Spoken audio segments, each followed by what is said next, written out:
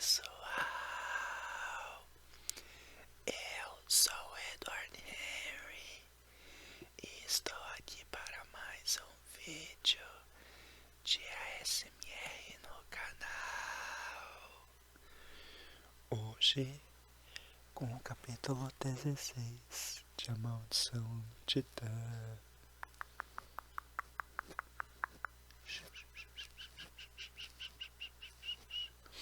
Bom, pessoal, antes de começar o vídeo, como eu sempre falo, né? O ASMR é um estilo de vídeo para te fazer relaxar, sentir soninho, dormir, descansar. Então, como o intuito é que você durma, eu falo aqui no início para você curtir o vídeo aqui embaixo, comentar, se inscrever, compartilhar, tá bom? E tudo isso me ajuda demais. Mas se você tiver condições de me ajudar ainda mais e dar um apoio financeiro aqui para o canal, você pode ver os links na descrição, que tem no meu Apoia-se, que você ajuda todo mês. E se você não tiver condições, mas ainda quiser ajudar financeiramente apenas uma vez, tem o link da vaquinha online também, tá bom? Que você pode fazer uma contribuição. Se você é novo aqui no canal, como eu disse, hoje a gente vai ler o capítulo 16, então a gente tem todos os outros 15 aqui da Maldição do Titã, e A Maldição do Titã é o terceiro livro da saga que ele faz parte. Então temos aqui no canal também vídeos do Ladrão de Raios, que é o primeiro livro, e vídeos do Mar de Monstros, que é o segundo livro, tá bom? Então, sinta-se à vontade, sinta-se em casa, né, para procurar os outros vídeos. Mas se você não quiser procurar os outros vídeos, quiser apenas relaxar, sentir soninho e ficar apenas nesse vídeo mesmo, seja bem-vindo também. Bom, também para quem é novo, e caso você não tenha visto os outros vídeos, durante a leitura eu vou alternando entre essa voz e essa voz. Eu tô um pouquinho rouco, mas é que eu acabei de acordar. São 5h52 da manhã. Como eu comentei, o capítulo é o 16 e o nome do capítulo é Encontramos o Dragão do Mau Hálito Eterno. Não vamos conseguir nunca, disse Zoe. Estamos seguindo devagar demais, mas não podemos deixar o Ofiotauro. Moo, disse Bessie. Ele nadava perto de mim enquanto corríamos à beira d'água. Havíamos deixado o pier do centro comercial bem para trás. Seguíamos para a ponte Golden Gate, mas era muito mais longe do que eu imaginara. O sol já estava baixando a oeste. Não entendo, disse eu. Por que temos de chegar lá ao pôr do sol? As Hespérides são ninfas do pôr do sol, disse Zoe. Só podemos entrar em seu jardim quando o dia se transforma em noite. O que acontece se chegarmos tarde? Amanhã é o solstício de inverno. Se perdermos o pôr do sol de hoje, teremos de esperar até o anoitecer de amanhã. E a essa altura, o Conselho Olimpiano já terá terminado. Temos de liberar a senhora Artemis esta noite. Ou Annabeth estará morta, pensei, mas não disse isso em voz alta. Precisamos de um carro, disse Thalia. Mas e Bessie? Perguntei. Grover deteve-se. Tenho uma ideia. O Ofiotauro pode aparecer em diferentes condutos de água, certo? Bem, sim, respondi. Ele estava no estreito de Long Island, então apareceu na barragem de Hoover e agora está aqui. Então talvez conseguíssemos convencê-lo a voltar para o estreito de Long Island, sugeriu Grover. Tyrion poderia nos ajudar a levá-lo para o Olimpo. Mas ele estava me seguindo, disse eu. Sem que eu esteja lá, será que ele saberia para onde está indo? Disse Bessie desesperado. Eu posso lhe mostrar, disse Grover. Vou com ele. Eu o fitei. Grover não era fã de água. Ele havia quase se afogado no último verão no Mar de Monstros e não podia nadar muito bem com seus cascos de bode. Sou o único que pode falar com ele, afirmou Grover. faz sentido. Ele se curvou e disse alguma coisa no ouvido de Bessie, que estremeceu e então emitiu um mugido contente. A bênção da natureza, informou Grover. Isso deve ajudar com a segurança. Percy, reze a seu pai também. Veja se ele vai nos conceder passagem segura através dos mares. Eu não compreendia como eles poderiam voltar nadando da Califórnia a Long Island. No entanto, os monstros não viajavam da mesma forma que os humanos. Eu já tinha tido evidências suficientes disso. Tentei me concentrar nas ondas, no cheiro do oceano, no som da maré. Pai, disse eu, ajude-nos, leve o Ofiotauro e Grover em segurança para o acampamento. Proteja-os no mar. Uma prece como essa precisa de um sacrifício, disse Thalia. Algo grande. Pensei por um segundo. Então tirei meu casaco. Percy, disse Grover, tem certeza? A pele do leão é algo muito útil. Heracles a usou. Assim que ele disse essas palavras, eu me dei conta de algo. Olhei para Zoe, que estava me observando com atenção. Percebi que eu de fato sabia quem fora o herói de Zoe. Aquele que arruinara a sua vida, que a fizera ser expulsa da família e que nunca mencionara a ajuda que ela lhe dera. Heracles, um herói que eu havia admirado toda a minha vida. Se eu tiver de sobreviver, disse eu, não vai ser por causa de um casaco de pele de leão. Eu não sou Heracles. Atirei o casaco na baía. Ele se transformou novamente no pelo dourado de um leão, cintilando na luz. Então, enquanto afundava sob as ondas, pareceu dissolver-se a luz do sol na água. A brisa marinha ganhou força. Grover respirou fundo. Bem, não há tempo a perder. Ele pulou na água e imediatamente começou a afundar. Bessie deslizou a seu lado e o deixou segurar em seu pescoço. Tomem cuidado, eu lhes disse. Tomaremos, garantiu Grover. Ok. Bessie, vamos para Long Island. Fica a leste, naquela direção. Mu? Perguntou Bessie. Sim, respondeu Grover. Long Island. É esta a ilha. E é longe. Ah, vamos lá. Mu! Bessie deu uma guinada para a frente. Começou a submergir e Grover disse: Eu não sei respirar na água. Pensei ter dito Gloop. Lá se foram eles debaixo d'água, e eu torci para que a proteção de meu pai se estendesse a detalhes pequenos, como respirar. Bem, um problema resolvido, afirmou Zoe. Mas como vamos chegar ao jardim de minhas irmãs? Thalia tem razão, disse eu. Precisamos de um carro, mas não tem ninguém para nos ajudar aqui, a menos que nós pegássemos um emprestado. Eu não gostava dessa opção, claro. Aquela era uma situação de vida ou morte, mas ainda assim era roubo e certamente chamaria a atenção para nós. Espere, disse Thalia. Ela começou a vasculhar a mochila. Existe alguém em São Francisco que pode nos ajudar? Tem um endereço aqui em algum lugar? Quem? Perguntei. Thalia tirou um pedaço amassado de folha de caderno e o estendeu. Professor Chase, o pai de Annabeth. Depois de ouvir Annabeth queixar-se do pai durante 2 anos, eu esperava que ele tivesse chifres e presas de demônio.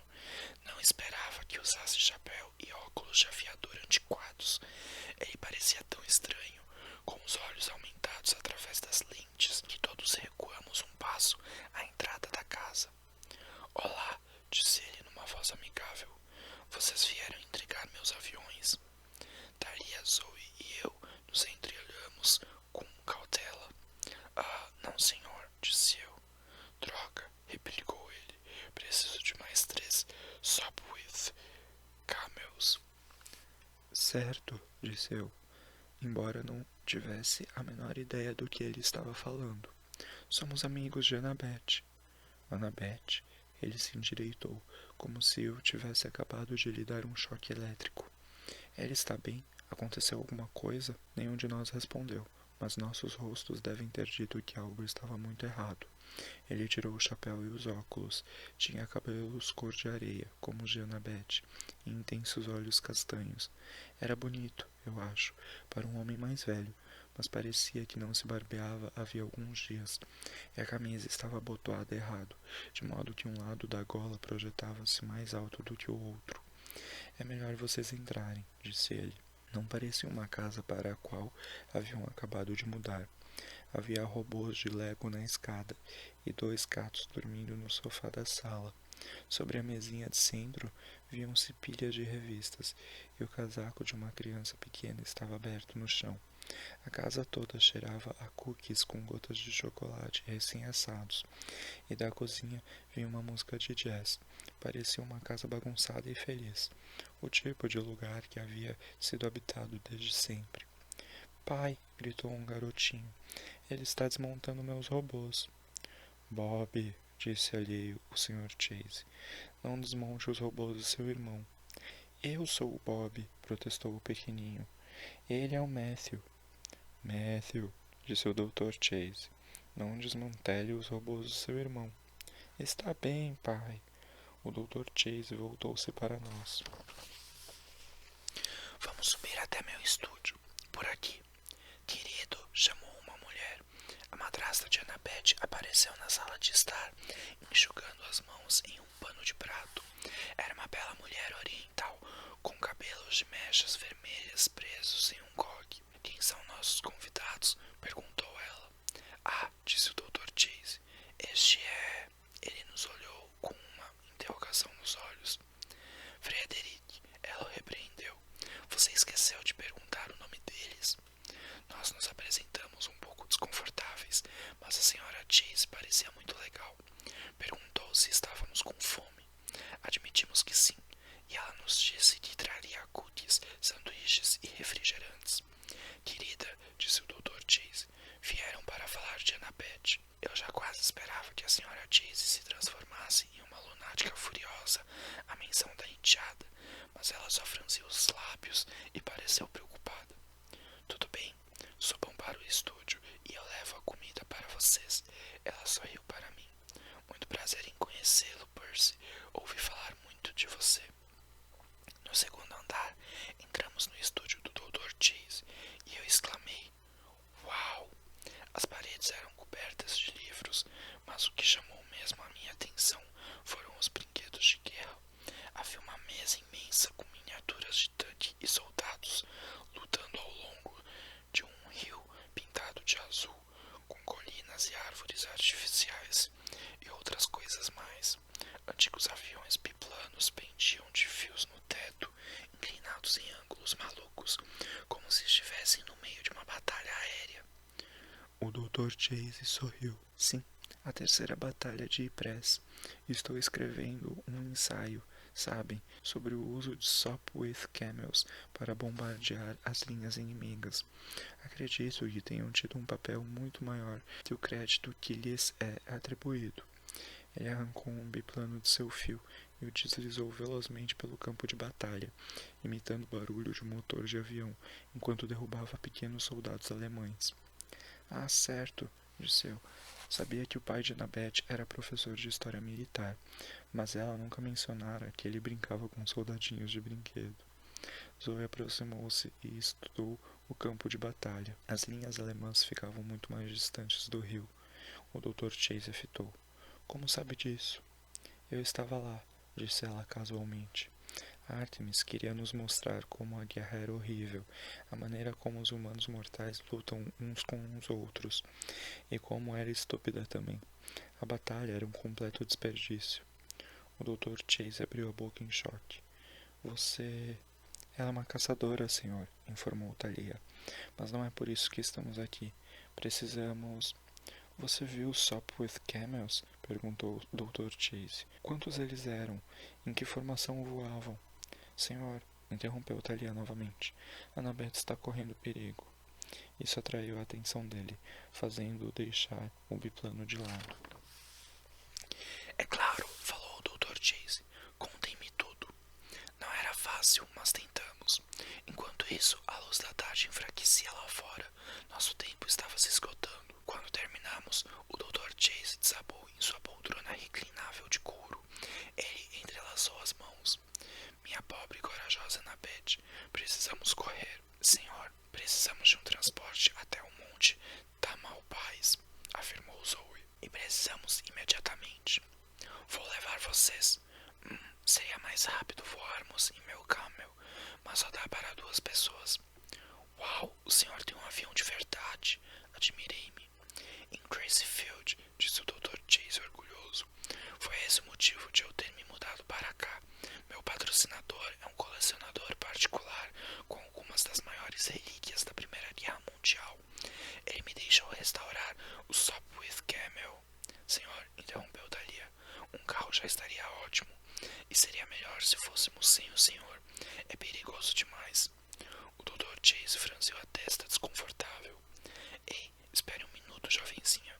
Annabeth é minha filha. Perigoso ou não, eu não posso. Lanchinhos, anunciou a senhora Chase. Ela passou pela porta com uma bandeja cheia de sanduíches de manteiga de amendoim e geleia, Coca-Cola e cookies recém-saídos do forno, as gotas de chocolate ainda pegajosas. Dali e eu devoramos alguns cookies enquanto Zoe dizia: Eu dirijo, senhor. Não sou tão jovem quanto aparento. Prometo não destruir o seu carro. A senhora Chase contraiu as sobrancelhas. Do que estão falando? Annabeth está correndo perigo, disse o Dr. Chase. No Monte Tam. Eu queria levá-los até lá, mas parece que não é lugar para mortais. Aparentemente fora difícil para ele dizer aquela última parte. Esperei que a senhora Chase dissesse não. Afinal, que pai ou mãe mortal permitiria que 3 adolescentes menores de idade pegassem seu carro emprestado? Mas, para minha surpresa, a senhora Chase concordou. Então é melhor eles irem. Certo. O Dr. Chase levantou-se de um salto e começou a tatear os bolsos. As chaves... Sua mulher suspirou.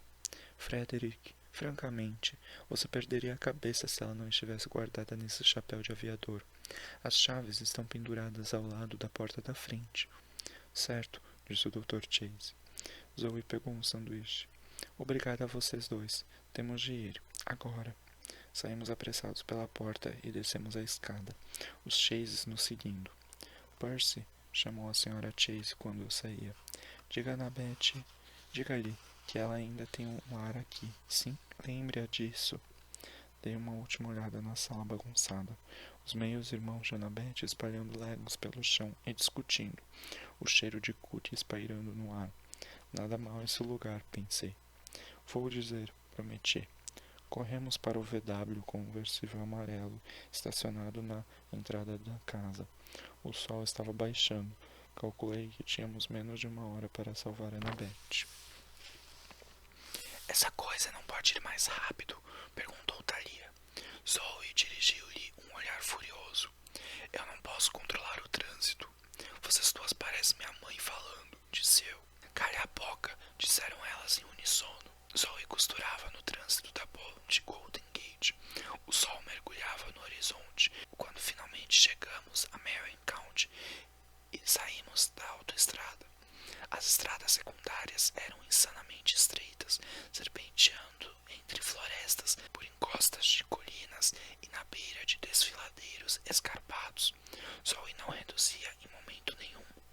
Por que tudo cheira a pastilhas para a garganta? Perguntei. Eucalipto. Zoe apontou para as árvores imensas em toda a nossa volta. Aquela coisa que os koalas comem. E os monstros, disse ela. Eles adoram mastigar as folhas, especialmente os dragões. Os dragões mastigam folhas de eucaliptos. Acredite em mim, disse Zoe. Se vós tivesseis hálito de dragão, também mastigaríeis eucalipto. Eu não questionei, mas mantive os olhos mais abertos enquanto seguíamos. À nossa frente avultava o monte Tamalpais. Creio que, em termos de montanha, essa era pequena, mas parecia suficientemente grande à medida que nos aproximávamos. Então, este é o Monte do Desespero? Perguntei. Sim, disse Zoe, tensa. Por que o chamam assim? Ela se manteve calada por mais de 1 quilômetro antes de responder. Depois da guerra entre os titãs e os deuses, muitos titãs foram punidos e aprisionados. Cronos foi feito em pedaços e lançado no Tártaro. O braço direito de Cronos, o general de suas forças, foi preso lá em cima, no topo, logo depois do Jardim das Hespérides. O general, disse eu. As nuvens pareciam espiralar em torno do pico, como se a montanha as estivesse recolhendo, rodando-as como um peão. O que está acontecendo lá em cima? Uma tempestade? Zoe não respondeu. Tive a sensação de que ela sabia exatamente o que significavam as nuvens e que não gostava daquilo. Precisamos nos concentrar, afirmou Thalia. A névoa é muito forte aqui. O tipo mágico ou natural? Perguntei. Ambos. As nuvens cinzentas rodopiavam ainda mais espessas sobre a montanha, e nós continuávamos seguindo na direção delas. Estávamos fora da floresta agora, em amplos espaços de desfiladeiros e grama e pedras e nevoeiro. Olhei por acaso para o oceano quando passávamos por uma curva e vi algo que me fez pular no assento. Olhem! Nós dobramos uma esquina e o oceano desapareceu atrás das colinas. O que foi? Perguntou Thalia. Um grande navio branco, disse eu, atracado perto da praia. Parecia um navio de cruzeiro. Os olhos dela se arregalaram. Um navio de Loki? Eu queria dizer que não tinha certeza. Podia ser uma coincidência, mas eu não ia acreditar nisso. O Princesa Andrômeda, o demoníaco cruzeiro de Luke, estava ancorado naquela praia. Fora esse o motivo por que ele enviara o navio para o canal do Panamá. Era a única maneira de navegar da costa leste para a Califórnia. Nós teremos companhia então, disse Zoe sombria. O exército de Cronos. Eu estava prestes a responder quando de repente os cabelos em minha nuca se eriçaram. Thalia gritou: Pare o carro, agora! Zoe deve ter pressentido que havia alguma coisa errada, pois pisou fundo no freio sem questionar. O VW amarelo rodopiou 2 vezes antes de parar na beira do precipício. Saiam! Thalia abriu a porta e me empurrou para fora. Ambos rolamos para o calçamento. No segundo seguinte, bom! Um raio cintilou e o Volkswagen do Dr. Chase explodiu como uma granada amarelo canário. Eu teria sido morto pelos estilhaços, não fosse pelo escudo de Thalia, que surgiu acima de mim. Ouvi um som como o de uma chuva de metal, e quando abri os olhos, estávamos cercados pelos destroços do carro. Parte do paralama do VW estava gravada na estrada. O capô fumegante rodopiava. Pedaços de metal amarelo se espalhavam por ali. Engoli o gosto de fumaça que havia em minha boca e olhei para Thalia. Você salvou a minha vida. E, pela mão do pai, um irá sucumbir, murmurou ela. Maldito seja, ele iria me destruir. A mim. Levei um segundo para perceber que ela estava falando de seu pai. Ah, ei, aquele não podia ser um raio de Zeus. Não tem como. De quem então? Perguntou Thalia. Não sei. Zoe falou o nome de Cronos. Talvez ele... Thalia sacudiu a cabeça, parecendo com raiva e aturdida. Não, não foi ele. Espere, disse eu. Cadê Zoe? Zoe! Ambos nos levantamos e corremos ao redor do VW destruído. Não havia nada lá dentro, nem na estrada, em nenhuma direção. Olhei o desfiladeiro lá embaixo, nenhum sinal dela. Zoe! Gritei. Então ela apareceu de pé bem do meu lado, puxando-me pelo braço. Silêncio, tolo! Quereis acordar Ladon? Está dizendo que já chegamos? Estamos muito perto, disse ela. Segui-me. Lençóis de névoa deslizavam, atravessando a estrada.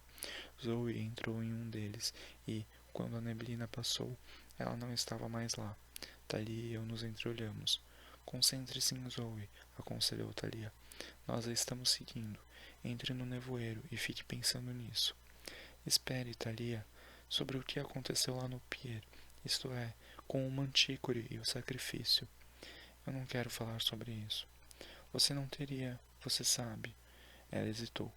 Eu só estava impressionada, só isso. Zeus não lançou aquele raio no carro, foi Cronos. Ele está tentando manipular você, deixá-la com raiva de seu pai. Ela respirou fundo. Percy, sei que você está tentando fazer com que eu me sinta melhor. Obrigada, mas ande, precisamos ir. Ela deu um passo no nevoeiro, adentrando a névoa, e eu fiz o mesmo. Quando o nevoeiro clareou, eu ainda estava na encosta da montanha, mas a estrada era de terra, a grama mais espessa. O pôr do sol abriu um talho vermelho jogando sangue no mar. O cume da montanha agora parecia mais próximo, com a espiral de nuvens de tempestade e o poder em estrado bruto. Só havia um caminho para o topo, diretamente à nossa frente, e seguia por um luxuriante prado de sombras e flores, o jardim do crepúsculo, exatamente como eu vira em meu sonho. Não fosse pelo enorme dragão, o jardim seria o lugar mais lindo que eu já vira.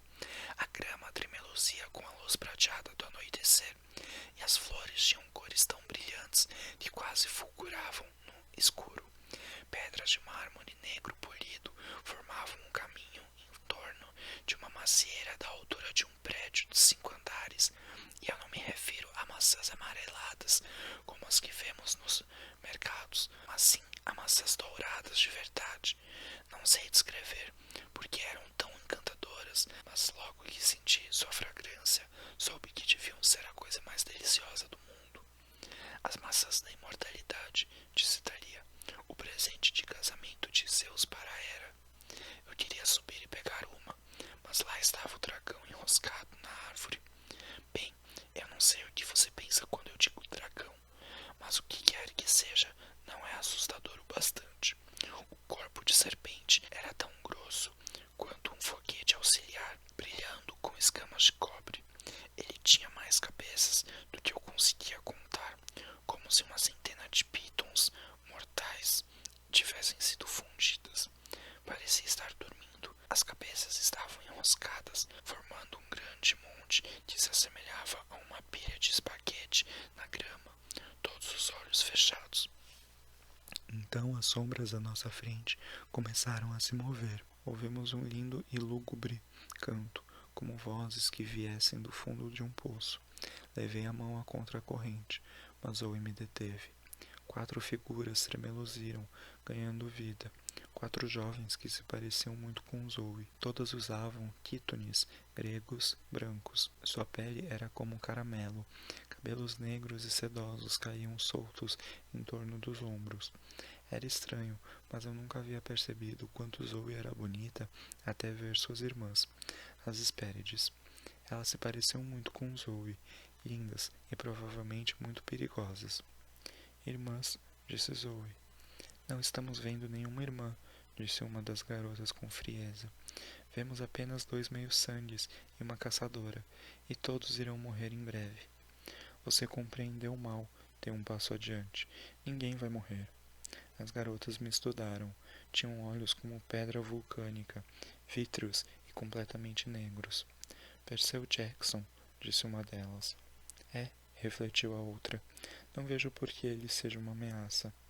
Quem disse que eu sou uma ameaça? A primeira Hespéride olhou para trás, na direção do topo da montanha.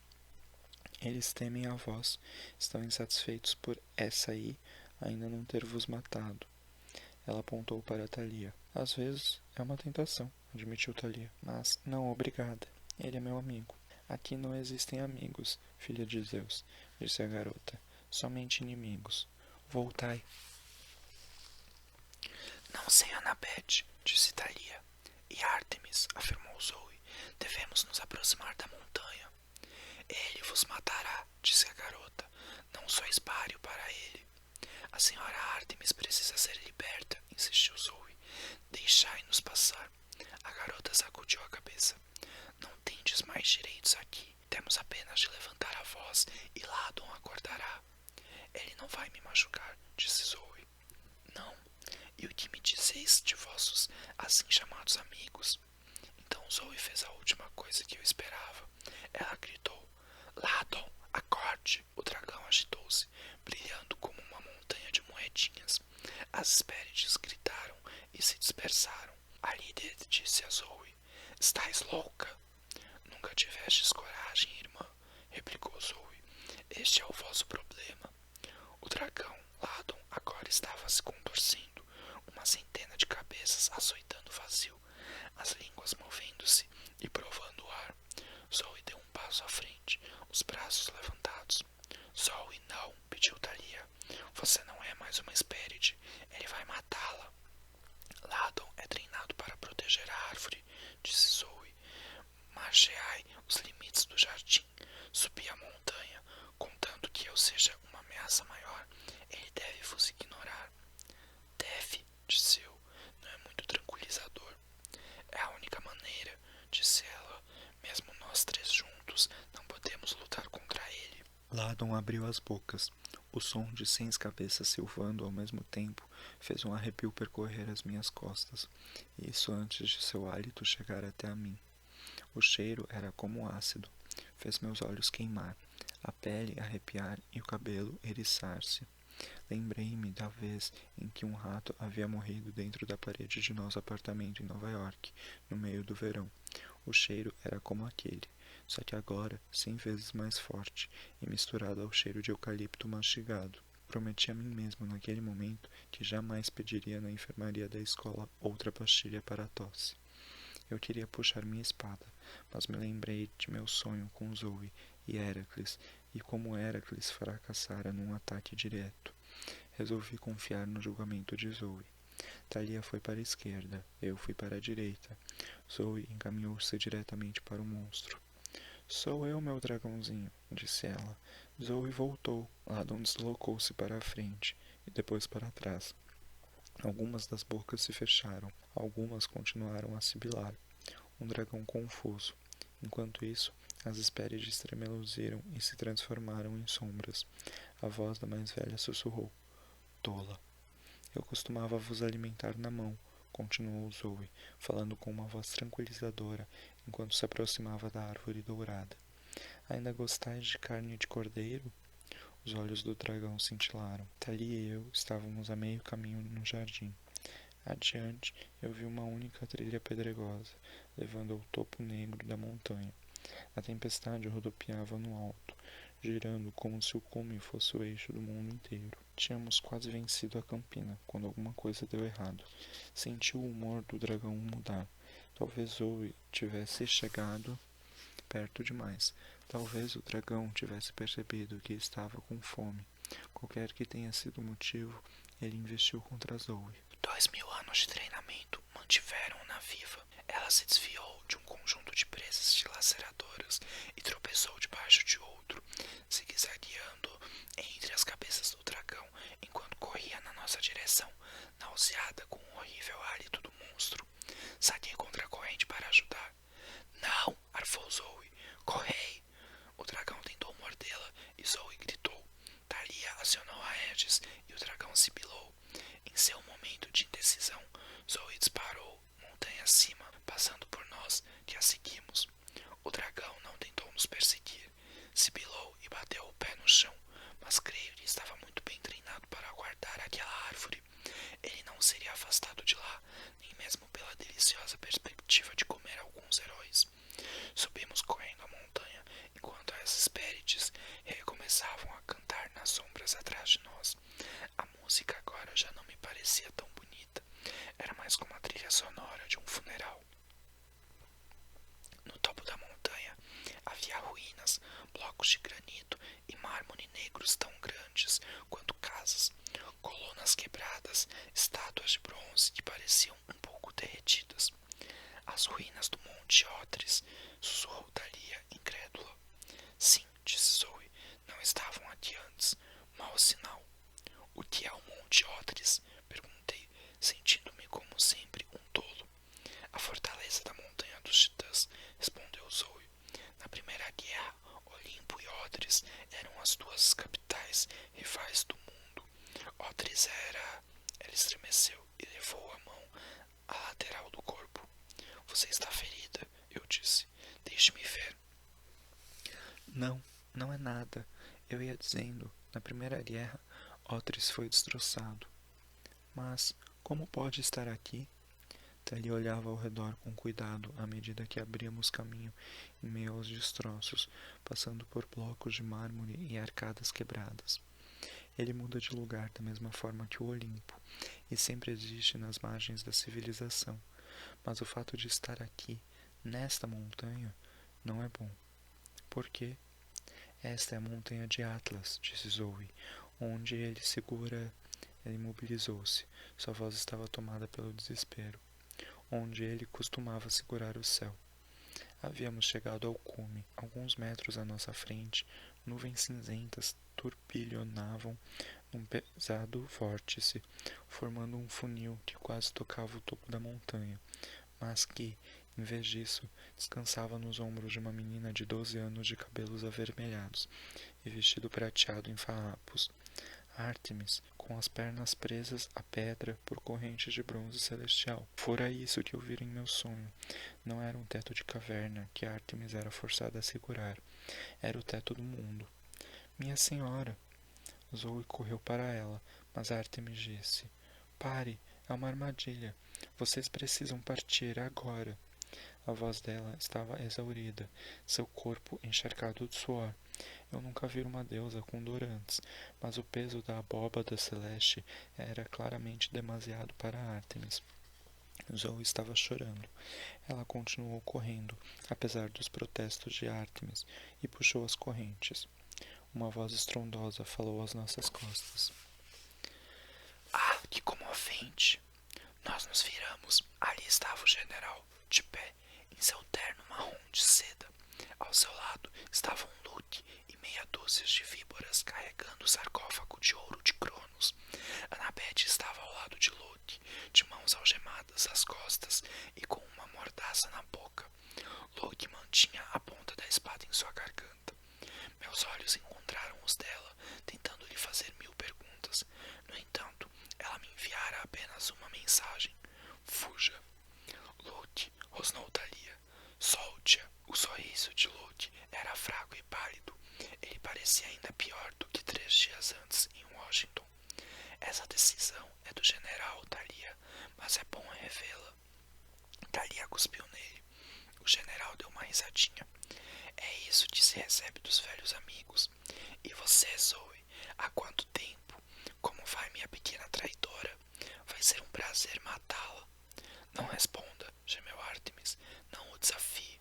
Espere um segundo, disse eu. Você é Atlas? O general me olhou. Bem, até mesmo o mais estúpido dos heróis pode deduzir alguma coisa. Sim, eu sou Atlas, o general dos titãs e terror dos deuses. Parabéns, vou matá-lo daqui a pouco, assim que liquidar com essa garota desgraçada. Você não vai machucar Zoe, disse eu. Não vou deixar. O general riu com desprezo. Você não tem o direito de interferir, heróizinho. Essa é uma questão de família. Franzi a testa. Questão de família? É, disse Zoe com tristeza. Atlas é meu pai. Bom, pessoal, esse foi o capítulo de hoje, com um final tenso, né? Por conta da profecia que a gente já viu há muitos capítulos atrás. E eu não vou dar spoiler sobre o que vai acontecer, mas enfim, o que eu tinha pra dizer, sim, é que esse era um capítulo um pouco mais longo, de 20 páginas, né? Assim como o anterior. E os próximos, então, são mais curtinhos, tá? Acho que tem alguns com 14, depois o de 8 páginas que eu falei, né? Que a gente ia ter. E, enfim, aí mais pra frente também ainda serão menores. Também, esse foi o capítulo 16 e o livro tem 20 capítulos. Então, restam-nos 4 vídeos para acabar esse livro, tá? Mas, enfim, a gente sempre terá os próximos e mais, e mais, e mais, e mais. Eu acredito que eu vou terminar a saga Percy Jackson aqui no canal, sim. Mas, como sempre, eu aceito sugestões de livros, o que vocês querem ver, que tipo de livro vocês gostam de ver, de ler, ou que vocês gostariam que eu fizesse em formato de ASMR para vocês dormirem, tá? E, como sempre, é muito bom ler os comentários, é muito bom receber o feedback de vocês aqui embaixo. E caso você não esteja dormindo, né, ou caso você não tenha usado esse vídeo para dormir, eu venho te lembrar de que, além dos comentários, você curta aqui embaixo, você se inscreva no canal, compartilhe os vídeos e também aqui embaixo veja os links na descrição caso puder me ajudar muito mais financeiramente, tá bom? Eu vou me despedindo por aqui com um beijo e até semana que vem. O soninho vem chegando. O soninho chegou.